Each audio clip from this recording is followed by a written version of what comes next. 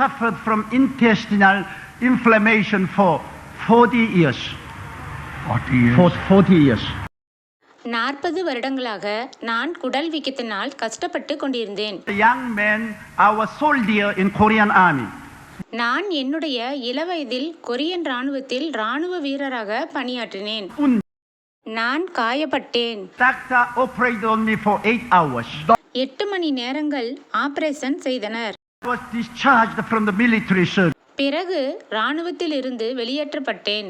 From that time I began to have inflammation of my intestine. அன்றிலிருந்து என் குடலில் வீக்கம் இருந்தது. I could not eat any raw things at all. எதையும் பச்சையாக என்னால் சாப்பிட முடியாது. I always enjoy eating raw fish. எனக்கு மீனை பச்சையாக சாப்பிட மிகவும் பிடிக்கும். After that time when I eat my raw fish, I had terrible pain in my intestine. அதற்கு பிறகு நான் பச்சையாய் மீனை சாப்பிடும் பொழுதெல்லாம் என் வயிறு பயங்கரமாக வலிக்கும். 4 years I could not touch raw fish. 4 வருடங்கள் நான் பச்சை மீனை தொடவே இல்லை. I prayed. நான் Time to ஜெபித்தேன். time I said, "Oh Lord God, touch and heal me." ஆண்டவரே என்னை தொட்டு சுகமாக்கும் என்று நான் அடிக்கடி ஜெபித்தேன். I was not healed. ஆனால் நான் சுகமாகவில்லை. Heavenly Father, பிதாவே, wonderful Father, நீர் அற்புதமானவர், you are great Father, நீர் பெரியவர். and please reach out your hand, உம்முடைய கரத்தை நீட்டும், touch me and heal me. என்னை தொட்டு சுகமாக்கும் என்றேன். The healing part are very little. என்னுடைய ஜெபத்தில் இந்த சுகத்திற்காக சுருக்கமாக ஜெபித்தேன். Spend more time with a flowery, glorious, rhetorical word. ஆனால் அதற்கு பதிலாக மிகவும் மகிமையான அதிக வசனிப்புள்ள வார்த்தைகளை எல்லாம் பயன்படுத்தினேன். Don't get any help. ஆனால் எனக்கு எந்த உதவியும் கிடைக்கவில்லை. I thought that I was having the thorn in my flesh. கடைசியாக என் சரீரத்தில் முள்ளாக அதை எண்ணினேன். Paul had the thorn in his flesh. I also have the thorn in my flesh. பவுலின் சரீரத்தில் முள் இருந்தது போலவே என்னுடைய சரீரத்திலும் முள் இருக்கிறது என்று நான் நினைத்தேன். 2 years ago, I was in Hungary, Budapest. 2 வருடங்களுக்கு முன்னால் ஹங்கரியில் இருந்தபோது Big meeting there. நான் பெரிய கூட்டம் ஒன்று நடத்தினேன். During daytime, I was praying in the hotel. பகலில் நான் தங்கின ஹோட்டலில் ஜெபித்து கொண்டிருந்தேன். Spirit spoke to my heart. அப்பொழுது பரிசுத்த ஆவியானவர் என் இருதயத்தில் பேசினார். You pray for the healing of your intestine. ஏன் உன் குடலில் இருக்கிற பலவீனத்திற்காக நீ ஜெபிக்க கூடாது என்றார். Oh, I've been praying for 40 years, but nothing happened. நான் 4 வருடங்களாக ஜெபிக்கிறேன், ஒன்றும் நடக்கவில்லையே. I think this is a thorn in my flesh. இது என் சரீரத்தில் ஒரு முள் என்று நினைக்கிறேன் என்றேன். Even Paul had the thorn in his flesh. பவுலுக்கு கூட சரீரத்தில் ஒரு முள் இருந்ததல்லவா என்று சொன்னேன். Then the Holy Spirit said, "Are you great as Paul?" நீ பவுலை காட்டிலும் பெரிய ஆளா என்று பரிசுத்த ஆவியானவர் என்னிடம் கேட்டார். Paul went to heaven, third heaven. Pavul 3ஆம் வானம் வரைக்கும் சென்றார். Have you ever been to the third heaven? நீ 3ஆம் வானத்திற்கு சென்றாயா? No. இல்லை. Paul received such a tremendous revelation from the Lord. தேவனிடமிருந்து Pavul பல வெளிப்பாடுகளை பெற்றிருந்தான். Have you ever received so many revelations as Paul received? பவுலை போல நீயும் பல வெளிப்பாடுகளை பெற்றிருந்தாயா என்றார். I said no. இல்லை Then என்றேன். you are not greater as Paul. அப்பொழுது நீ பவுலை காட்டிலும் பெரியவன் அல்ல. Paul needed a thorn to humble him. Pavul தன்னை தாழ்த்துவதற்கு ஒரு முள் கொடுக்கப்பட்டது. So you are not great person, so you don't need to be humbled. நீ தாழ்த்தப்படும்படிக்கு நீ ஒன்றும் பெரிய மனிதன் அல்ல. So you don't need the thorn in your flesh. அதனால் உன் சரீரத்துக்கு ஒரு முள் தேவைப்படாது என்றார். So I said, all right, then I'll pray. சரி, நான் ஜெபிக்கிறேன் என்றேன். And God said, don't pray in generally. பொதுவாக ஜெபிக்காதே. Concentrate on your prayer. உன் ஜெபத்தில் கவனத்தை செலுத்து. Not use flowery word. அதையும் இதையும் அளப்பாதே. Pray the simple prayer. எளிமையான முறையில் ஜெபி என்று ஆண்டவர் சொன்னார். So I knelt down. நான் முழங்காற்படியிட்டேன். I laid hand on my intestine. என் கையை என் வயிற்றில் வைத்தேன். I began to pray. நான் ஜெபிக்க ஆரம்பித்தேன். and heal me. என்னை சுகமாக்கும். 30 minutes I prayed. 30 நிமிடங்கள் அப்படி ஜெபித்தேன். I continued, heal me. அதையே திரும்பவும் தொடர்ந்து ஜெபித்தேன். Heal me. சுகமாக்கும், Heal me. சுகமாக்கும், 1 hour I prayed. சுகமாக்கும், சுகமாக்கும் என்று 1 மணி நேரம் ஜெபித்தேன். And I felt tremendous peace come into my heart. என் மனதில் சமாதானத்தை உணர்ந்தேன். Then I completed my ministry in Budapest. என் ஊழியத்தை பூடாபெஸ்டில் முடித்துவிட்டு I came to Korea. நான் கொரியாவிற்கு வந்தேன். And I ate raw fish. அங்கே வந்து நான் மீனை பச்சையாக சாப்பிட்டேன். I waited the pain for all night. அன்று இரவு எனக்கு வயிற்று வலி வரும் என்று எதிர்பார்த்து கொண்டிருந்தேன். But I no pain. ஆனால் எனக்கு வலி வரவில்லை. Hallelujah. Hallelujah. Next day I went to Japanese restaurant. அடுத்த நாள் ஜப்பானீஸ் ரெஸ்டாரண்ட்டுக்கு சென்றேன். And I ate all the raw fish. அங்குள்ள எல்லா வகையான பச்சை மீன்களையும் சாப்பிட்டேன். And I was waiting for the pain come. வலி வரும் என்று காத்து கொண்டிருந்தேன். But no pain came. ஆனால் வலி வரவில்லை. I was completely healed. நான் முழுமையாக சுகமாகி விட்டேன். Hallelujah. Hallelujah. For 40 years I've been deceived by devil. 40 வருடங்களாக பிசாசினால் வஞ்சிக்கப்பட்டிருந்தேன். If I had prayed concentratedly, நான் கருத்தோடு ஜெபித்திருந்தால் I would have overcome that sickness for a long time ago. எப்பொழுதோ இந்த பலவீனத்திலிருந்து குணமாக்கப்பட்டிருப்பேன். But I was not praying concentrated. ஆனால் நான் கருத்தாக ஜெபிக்கவில்லை. Focus your prayer. Focus on one point. ஜெபத்திலே உறுதியாய் இருங்கள். And make a simple prayer. எளிமையாக ஜெபம் பண்ணுங்கள். Don't use many flowery words. அதிக வார்த்தைகளை பயன்படுத்தாதிருங்கள். When I come out to this kind of conference, இந்த மாதிரியான கூட்டங்களுக்கு நான் வரும்போது I pray hours and hours. பல மணி நேரங்கள் ஜெபிப்பேன். But I pray very simple prayer. நான் எளிமையான ஜெபத்தை தான் ஜெபிப்பேன். Oh God, give me the Holy Spirit and the Holy Word. ஆண்டவரே, பரிசுத்த ஆவியையும் பரிசுத்த வார்த்தையையும் எனக்கு தாரும். Give me the Holy Spirit and the Holy Word. பரிசுத்த ஆவியையும் பரிசுத்த வார்த்தையையும் எனக்கு தாரும். The Holy Spirit and the Holy Word. பரிசுத்த ஆவியையும் பரிசுத்த வார்த்தையையும் தாரும். The Holy Spirit and the Holy Word. பரிசுத்த ஆவியையும் பரிசுத்த வார்த்தையையும் தாரும். With simple prayer. இது எளிமையான ஜெபம். Then I feel tremendous power come upon me. அப்பொழுது பயங்கரமான வல்லமை என்மேல் வருவதை உணர்ந்தேன்.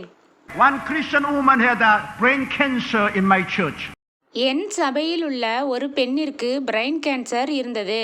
The doctor told her that she would not survive by 95%. அவள் உயிர் வாழ முடியாது என்று மருத்துவர்கள் சொல்லிவிட்டனர். 95% உயிர் பிழைக்க மாட்டாள் என்று சொல்லிவிட்டார்கள். There will be only 5% of chance to survive if they have operation. Operation பண்ணினாலும் 5% தான் உயிர் பிழைக்க வாய்ப்புள்ளது என்று சொல்லிவிட்டார்கள். So she submitted herself to be operated. ஆபரேஷனுக்கு அவள் ஒப்புக்கொண்டாள். So next day she was going to go to be operated. அடுத்த நாள் அவள் ஆபரேஷனுக்கு போக வேண்டியது. But today she remembered my prayer. ஆனால் அந்த நாள் அவள் என்னுடைய ஜெபத்தை நினைவு கூர்ந்தாள். She did not know how to pray long. நீண்ட ஜெபம் செய்ய அவளுக்கு தெரியாது.